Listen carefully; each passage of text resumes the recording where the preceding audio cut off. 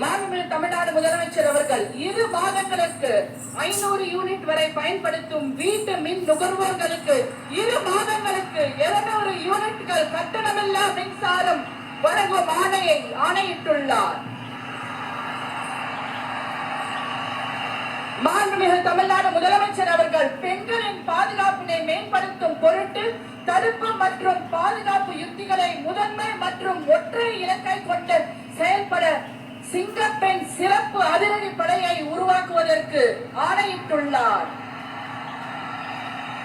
தமிழ்நாட்டில் போதைப் பொருட்கள் தொடர்பான குற்றங்களை கண்டுபிடித்து கடுமையான நடவடிக்கைகளை எடுக்கும் பொருட்டு அனைத்து மாநகரம் மற்றும் மாவட்டங்களில் போதைப் பொருட்கள் தடுப்பு படை அலகுகளை உருவாக்குவதை குறித்து ஆணையிட்டுள்ளார் தமிழ்நாடு முதலமைச்சர் அவர்கள்.